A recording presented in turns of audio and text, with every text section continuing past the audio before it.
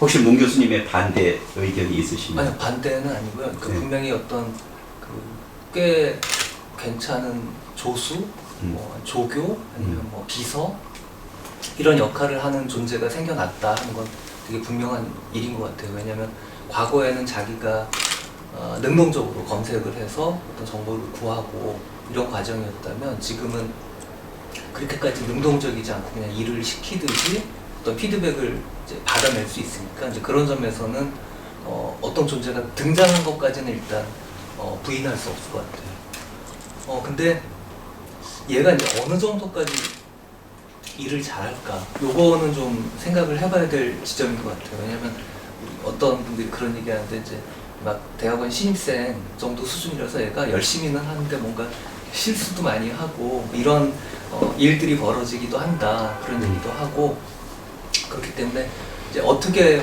이제 얘를 써먹을지는 조금 이제 생각을 해봐야 될 것 같고요. 아마 뒤에 조금 얘기가 나올 수 있을 것 같고 하나는 선생님 아까 이제 그 지적 작업에 관련해가지고 화이트 칼라 이제 말씀을 하셨는데 저는 그보다도 더 좀 이 범위는 넓을 것 같아요. 그러니까 사람들이 어떤 업무를 수행하는 그 과정, 절차 이런 것들이 상당히 바뀌지 않을까 하는 생각인데요. 그중 하나는 일을 이제 착수할 때 얘한테 그 브레인스토밍을 시키는 거죠. 기초조사에 해당하는 것들을 요구하고 이제 그걸 출발점으로 삼아가지고 아까 선생님 여행 계획 같은 거 말씀하셨는데 출발점으로 삼아서 어떤 일을 시작하는 그게 가능해질 것 같아요. 특히 자기에게 익숙하지 않은 업무가 이제 주어졌을 때 그런 일을 하기에는 굉장히 좋지 않을까 그런 생각이 들고요. 그런 점에서 얘를 이제 어떻게 그 이용할지를 잘 알고 일을 시키면 업무의 이제 성취 이게 이제 굉장히 높아질 수 있는데 다만 얘가 할 수 있는 것들은 우리가 이제 언어를 그 학습시켜가지고 그 안에 어떤 가장 이제 통계적으로 이렇게 많이 등장하는 이제 이것들이 기본 어떤 수준이 되기 때문에 결국은 보통 수준의 일, 좀 평균적인 일 그거를 잘할 것 같고 그보다 이제 좀 능력이 떨어지는 경우에는 거기에 힘을 많이 입을 수 있을 것 같고 그보다 잘하는 사람들에게는 그 업무 시간이나 이런 것들을 단축시켜주는 그러니까 전반적으로 상향 평준화되는 그런 방식으로 바뀌지 않을까 그런 점에서 이제 그 도구를 잘 쓰는 사람과 그렇지 않은 사람 사이의 격차는 더 벌어지게 되지 않을까 그런 생각이 듭니다. 상향 평준화라는 것은 이제 챗GPT가 영향을 미치는 많은 사람들의 수준이 높아지면 우리가 상향 평준화라고 이야기할 수 있는데 우리 김재인 교수님 말씀하신 것 중에 하나가 이렇게 고도로 발전된 인공지능 기술로 인해서 사회는 훨씬 더 양극화될 수 있잖아요. 그러니까 사실은 챗GPT를 무지 잘 다룰 수 있는 전문가겠죠. 그 다음에 뭐 챗GPT에 그냥 도움을 받을 수 있을지는 모르지만은 챗GPT를 뭐 어떻게 창조적으로 바꾸거나 이렇게 할 수 없는 사람들, 이 소위 이제 리프킨이 이야기한 것처럼 지식 노동자, 서비스 노동자가 훨씬 더 간극이 벌어진다고 그런다면 그게 과연 상향 평준화라고 그럴 수 있을까? 저는 그건 또 퀘스천 마크인 것 같아요. 우리가 나중에 또 다시 한번 이야기해 보겠지만 혹시 선생님은 뭐가 제일 많이 변할 거라고 생각하십니까? 네, 저도 김재인 교수님께서 좋은 말씀 많이 해주셨는데 좀 비슷한 생각이거든요. 개인 비서를 각각 둔다라고 생각하실 수 있습니다. 그러니까 예를 들어서 10여 년 전에도 이 비슷한 시도가 있었거든요. 일반인들은 잘 모르지만 미국에서 군 지휘관들 장성급 연관급 이상한테 개인 비서를 일일이 다 줄 수가 없잖아요. 근데 이제 그 개인 비서 사장님들은 비서가 있지만, 근데 이제 그 군에서는 그 업무의 효율이 매우 중요하기 때문에 또 빨리 처리하고 이런 부분 매우 중요해서 군 지휘관들한테 컴퓨터 인공지능 비서를 만드는 그런 대규모 프로젝트가 있었습니다. 그리고 이제 물론 이제 그게 성공하지 못했지만요. 뭐 스케줄 잡는 것부터 회의 스케줄도 회의록 작성해 주는 거 이런 것들이 개인 비서가 해야 되는데 어쨌든 그런 군에서는 너무 많은 비용이 들어가기 때문에 너무 많은 인력이 필요하고 너무 많은 비용이 들어가기 때문에 인공지능 비서를 두려고 했었는데 이제 뭐 회의 스케줄 조정 정도 하는 일부 기능은 활용 가능한 수준에 이르렀었지만 회의록까지도 작성해 준다든지 음성 인식을 통해서 이런 정도까지는 이제 성공적이라고 할 수는 없었고요. 근데 이제 그 이후에 실제 일반 사람들한테 활용할 수 있도록 개발을 해서 마이크로소프트에서 MS 워드에 그 개인 비서를 상용화해서 넣어준 적이 있습니다. 그러면 워드나 파워포인트 사용하다가 궁금한 거, 잘 모르는 것을 알려드릴까요? 아마 그게 잠시 생겨났다가 없어져서 아마 기억을 못하시는 분들도 많을 텐데 이런 개인 비서, 인공지능 비서 개발하려는 노력들이 많이 있었는데 그 당시에는 이제 성공했다고 볼 수는 없고요. 이제 지금 챗GPT는 거의 성공적이라고 평가를 할 수 있을 것 같아요. 조금 더 지켜보긴 해야 되지만 그래서 결국 그 챗GPT의 역할은 뭐 회의록을 자동으로 작성해 줄 수도 있잖아요.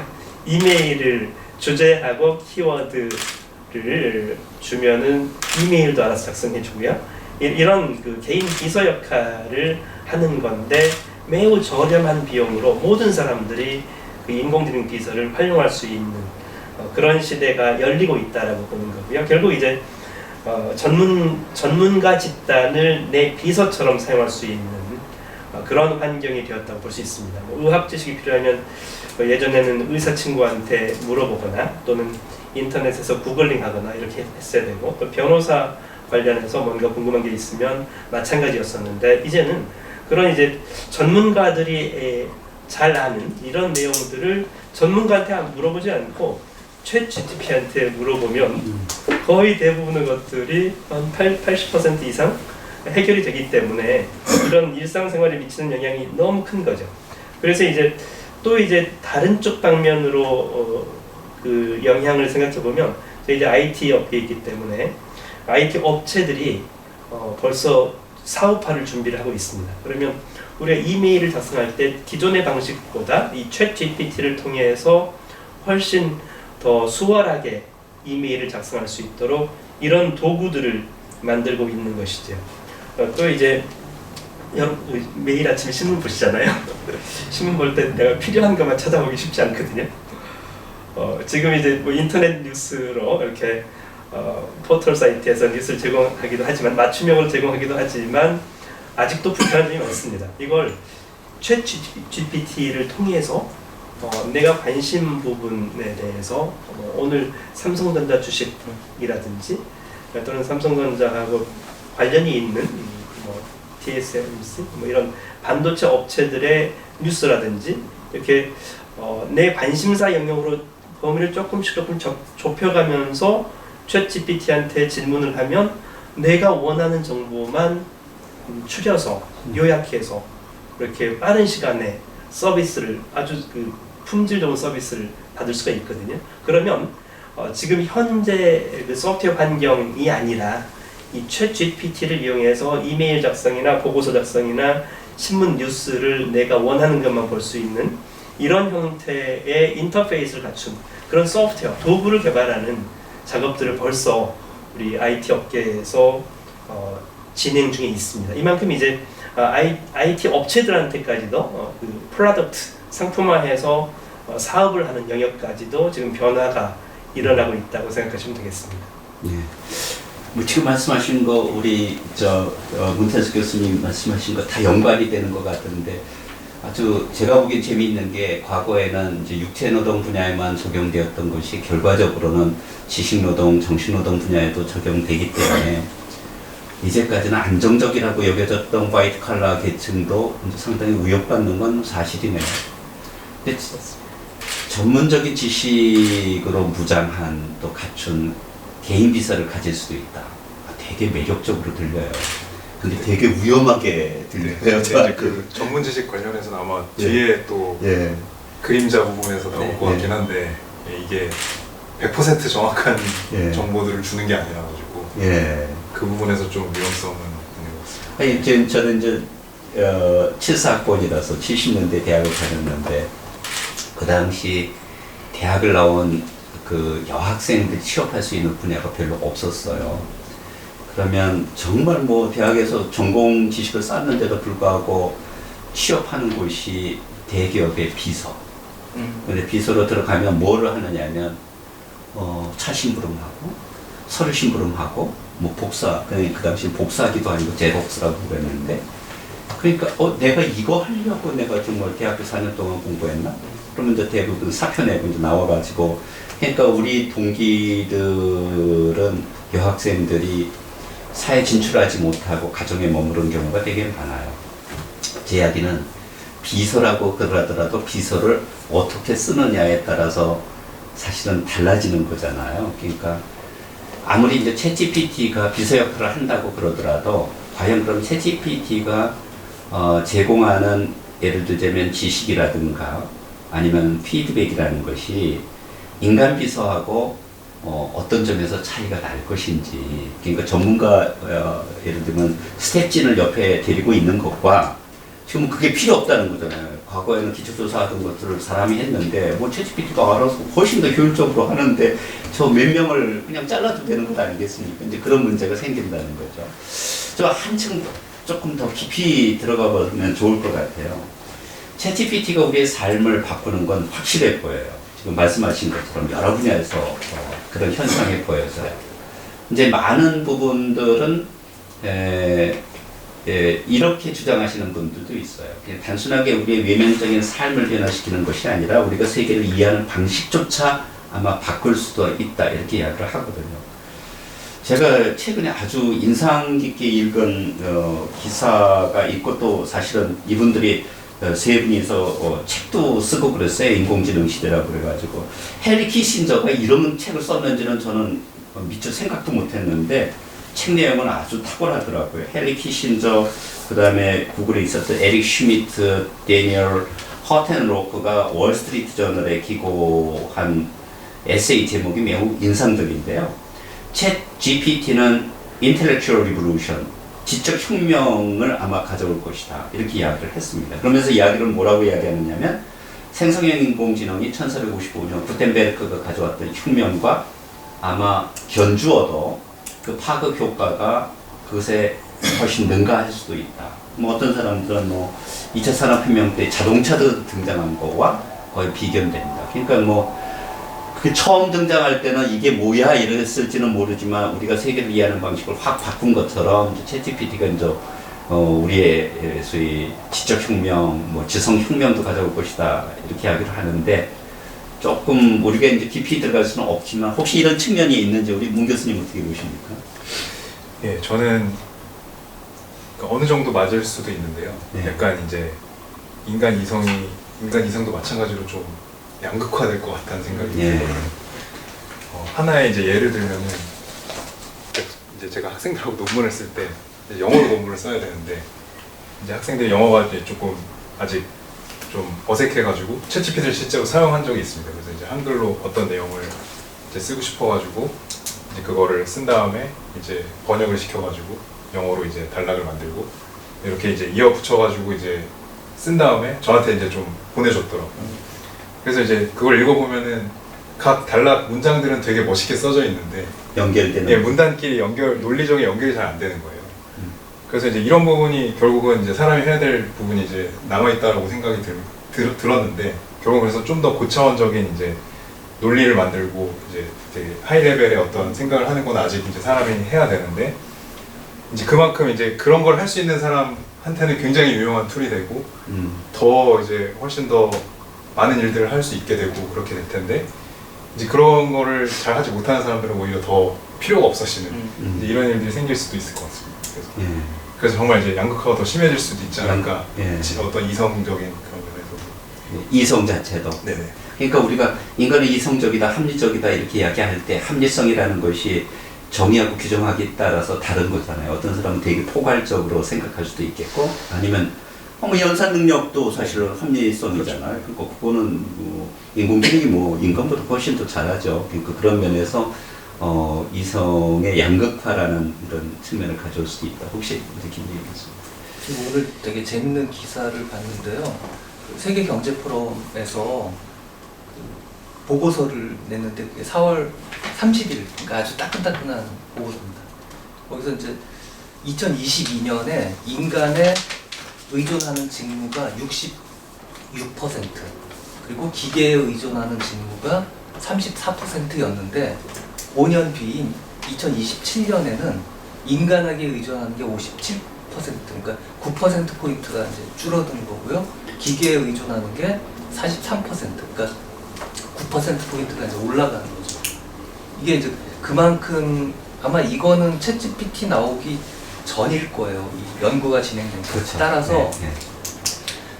내년에 전망하게 되면 이제 이 전망치가 또 대폭 바뀌지 않을까 그런 생각 드는데요. 저는 이제 우리가 그 지금 논의를 할 때 중요한 게 생성 인공지능 전반을 좀 고려해야 된다고 생각을 합니다. 그러니까 우리가 이제 마치 챗GPT가 과거에 알파고가 나왔을 때 인공지능 전체 이 별칭처럼 이제 알파고라는 말 썼듯이 지금 사실 이제 생성 인공지능 전체의 어떤 대명사처럼 이제 챗GPT를 사용하는데 사실은 저는 이제 언어 생성하고 비언어 생성 이게 두 가지로 구분된다고 보고요. 이게 왜냐하면 제가 그렇게 언어를 중심으로 말씀드리는 건 초거대 언어 모델이라는 거에 일종의 파생형으로 이제 뭐 그림, 영상 뭐 등등의 생성이 이제 가능해졌기 때문에 기본적으로 언어 모델 중심으로 이제 언어에 초점을 맞춘 것과 그 비언어, 그림이나 영상 등등에 이제 초점 맞춘 거를 구분할 수 있다고 생각하는데 우선 사실은 이제 그림 생성이 우리한테 충격을 준 게 2년 됐죠. 달리가 나오고 그 후에 이제 미드전이나 스테이블 디퓨전 이런 이제 다양한 그 그림 생성 툴이 나오면서 사실은 이 전문가가 아닌 일반인들도 어지간한 일러스트레이션이나 아니면 그래도 꽤 프롬프트만 잘 넣으면 근사한 작품들을 이제 손수 마련할 수 있다라는 게 되게 큰 것 같아요. 왜냐하면 우리가 그걸 하지 못하던 시절에는 어떤 아이디어가 있어도 이 부분에 이제 생성 능력이 현저히 떨어지기 때문에 어떤 전체적인 그림을 그리거나 구성을 하거나 하는 데 있어서 굉장히 한계가 많았다면 이제는 자기가 대충이라도 전문가 손에 맡기기 전에 이 전체를 아우르는 어떤 창작 작업을 해볼 수 있는 여지가 생긴 거 이게 이제 한편으로 되게 크다고 생각하고요. 다른 한편으로는 이제 계속 진행돼 오던 거긴 한데 언어 생성에도 세 가지가 저는 있다고 봅니다. 그 중에 하나가 이제 챗GPT나 마드 같은 지금 이제 유행하는 그런 이제 언어 생성이 있고요. 또 하나는 번역기, 인공지능 번역기의 수준이 정말 올라갔습니다. 딥L이라든지 뭐 한국에서 팝하고 구글 번역 이런 것들이 보여주는 어떤 그 번역의 퀄리티가 굉장히 지금 사실 찔끔찔끔 발전했기 때문에 잘 못 느끼는데 옛날 거에 비하면 정말 많은 것들을 번역해 준단 말이에요. 그러면 그거의 의미는 뭐냐면 이 참조할 수 있는 문헌의 범위가 뭐 한 1000배는 늘어났다 이런 뜻이기도 합니다. 입력을 하면 언어를 어떤 언어로 생성을 해줘요. 그러니까 결국 이것도 언어 생성이다. 마지막으로는 스피치 투 텍스트. 그러니까 우리가 말하는 걸 잘 정리해가지고 문서로 만들어주는 그런 것도 이제 굉장히 사실 저희처럼 지적 작업을 하는 사람들이 강의 녹음했다 이거 딱 녹취 딱 풀어주고 인공지능이 뭐 요약해준다든지 이렇게 가면 굉장히 좋은 거고 기자들이 또 거기에 너무 요즘 좋아요. 인터뷰하고 나서 그거 이제 푸는 게 시간의 전부였다. 10초 만에 풀어주고 이런 식의 이제 다른 의미에서 좀 우리가 범위를 넓혀서 현재 진행되고 있는 혁명의 본질이 챗GPT로 불리긴 하지만 결국은 다양한 형태의 생성을 가능하게 해주고 그 생성은 곧 창조의 바로 그게 창조다 이렇게 진단하기는 좀 어려울지 몰라도 창조 작업에 굉장히 도움이 되는 그런 도구이기 때문에 저는 그런 점에서 이 지적 혁명이라는 말이 마치 그 구텐베르그 말씀하셨는데 인쇄기가 결국은 어떤 우리의 사고작용 뭐 이런 것들을 확장하는 데 굉장히 도움을 준 거와 비슷하게 이 생성 인공지능들이 우리의 그런 지적 작업에 굉장히 도움이 될 거는 분명하다 이렇게 생각이 됩니다. 그러니까 이제 구텐베르크 혁명과 인공지능 혁명을 비교 많이 하잖아요. 구텐베르크 혁명의 핵심은 뭐냐면 과거에 라틴어 지식만 가지고 있던 소수의 지식인들이 말하자면 세계 2의 모델을 제공했는데, 구텐베르크의 인쇄술이 발전하면서 말하자면 훨씬 더 많은 사람들이 과거의 소오수가 독점했던 지식을 공유할 수 있게 되었다는 것이거든요. 근데 이제 이것과 아까 이제 몬테스 교수님 좀 전에 말씀하신 것처럼 인공지능이 자칫 잘못하면 사회의 양극화, 이성의 양극화, 지식의 양극화를 가져올 수도 있다 이렇게 이야기를 한다면 언뜻 보기에는 챗GPT가 발전하면 거의 뭐 과거에는 전문가들만 가지고 있던 지식이 모든 사람들이 다 활용을 하고 사용할 수 있는 것처럼 보이지만 과연 그것이 과거 소위 말하는 17세기, 18세기 계몽주의 혁명에 가져온 것처럼 우리 인간의 이성의 능력을 확대하는 데 기여할 것인가, 뭐 이런 질문도 동시에 이루어질 수 있는 것 같아요. 이 부분은 우리가 또 차후에 다시 한번 이야기하기로 하고요. 혹시 또 어떤 점에서 아마 이제 지적 혁명이라고 얘기하는 것은 제가 보기에는 이제 두 가지 측면이 있을 것 같거든요. 좀 전에 구텐베르크 혁명에서 말씀하신 것처럼 일반 사람들은 시간당 그 전문가한테 비용을 지불해야 되기 때문에 서비스를 충분히 받지 못했던 그런 시대였었는데, 지금 챗GPT는 비용을 지불하더라도 매우 저렴한 비용으로 일반 사람들이 혜택을 누릴 수 있는 지식 서비스를 받을 수 있는 그런 관점에서 지적 혁명이라는 부분을 볼 수가 있고요. 그래서 제 경우에도 우리 교수님들 논문 쓰실 때 논문 제목이 정해지면 최신 동향 조사해야 되고, 그다음에 또 이제 참고 문헌 정리해야 되고 한 20개 정도 그런 것들을 대학원생 시키잖아요. 또 이제 어떤 경우에 프로젝트 보고서 같은 경우에는 이 기대 효과가 무엇인지, 활용성, 상품성 이런 것들을 하는데 정말 힘들거든요.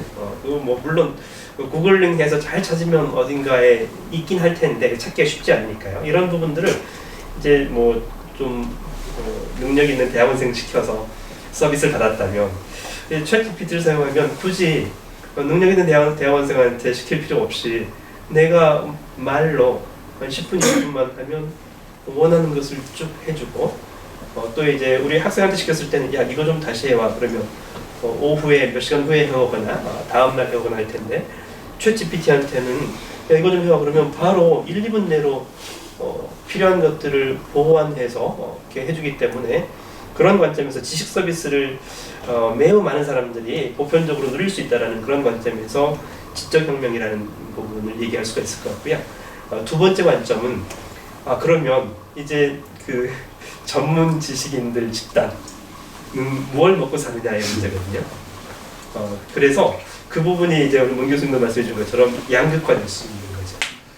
우리 인터넷이나 이렇게 잘 구글링을 잘 하면 찾을 수 있는 이런 것도 지식인들의 역할이었었는데, 그 부분들을 챗GPT가 대신해 주기 때문에 일반적인 그러니까 그런 전문 지식의 수준이라고 해야 되나, 그 깊이 심층적인 부분을 상중하로 나눴을 때 중하에 속하는 이런 전문 지식들은 챗GPT를 통해서 충분히 잘 서비스를 받을 수가 있어서 이제 그 역할을 많은 그 전문가 집단들이 해왔었잖아요. 그 부분에 있어서 의사든 변호사든 뭐 이런 세무사든 이런 부분들이 해왔었는데, 보편적으로 많은 사람들이 질문하고 지식 서비스를 받고자 하는 이 부분의 상당 부분이 챗GPT가 대신 됨으로 인해서 이제 그 전문가 집단들의 역할이 고급 지식으로 바뀌어야 된다는 이런 점에서 이제 지적인 혁명이라고 볼 수 있을 것 같습니다. 그 챗GPT의 유용성은 정말 뭐 오늘 세 분 선생님 이야기 들어보니까 경이로운 것 같아요. 저는 이제 나이도 많고 새로운 과학과 기술을 따라가기도 참 힘들고 그렇기는 하는데, 하여튼 뭐 인터넷이 발전하고 스마트폰이 발전하고 그다음에 이제 챗GPT가 나왔잖아요. 그러니까 이 스마트폰이라는 것이 엄청난 우리의 삶을 변화시켰잖아요. 요즘에 가장 커다란 유용성 중에 하나가 언어 생성이라고 말씀하셨는데, 번역 통역 기능 같은 경우에 외국어를 잘 알지 못하도 대한민국의 청년들은 세계의 모든 곳을 자유롭게 여행을 하잖아요. 가가지고 맛집도 검색도 너무 잘하고 뭐 주문을 할 때 예를 들면 뭐 통역기 쓰면 바로 뭐 되고 이러는 거니까 이메일을 할 때도 영어 이메일에 조금 우리 아직 거부감이 있는 사람들은 그냥 챗GPT 동원하면 바로 뭐 이메일 조금 손보면 가고 뭐 이러는 것은 맞는 것 같아요. 그러면 이제는 우리가 이제 스마트폰이 마치 이게 뭐 들고 다니는 뭐 컴퓨터 것처럼 일종의 기계잖아요. 이것도 우리 파트너가 된 건데 챗GPT는 정말 우리 인간과 진정한 의미에서 파트너가 된 것 같다. 뭐 이런 이야기를 할 수 있는 것 같아요. 이것도 최근의 기사 내용인데 예컨대 의사에게 직접 상담해서 듣는 것과 챗GPT의 상담을 통해서 듣는 것에 어떤 것이 훨씬 더 효율적이고 공감 능력이 뛰어나다고 생각하느냐 그랬더니 챗GPT가 월등 뛰어나거든요. 그럼 이거 정말 뭐 인간의 파트너라고 이야기할 수 있는 거죠. 그래서 조금 더 우리 챗GPT의 그 유용성을 좀 우리 일상생활의 측면에서 하나 하고 혹시 아주 전문적인 영역, 뭐 이거는 우리 인류의 뭐 핵심적인 문제들을 아마 변화시킬 것이다. 혹시 이런 측면도 포함해서 같이 한번 이야기 좀 해봤으면 좋겠어요. 우리 문태수 교수님 혹시.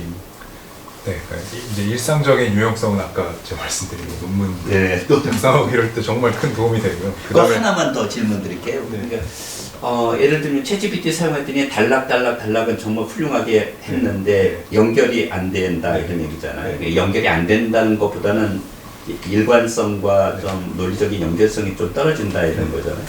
그것도 그 문장 자체를 놓고 그렇게 프롬프트를 몇 가지 조건을 주면은 그것조차 해결할 수 있지 않을까요?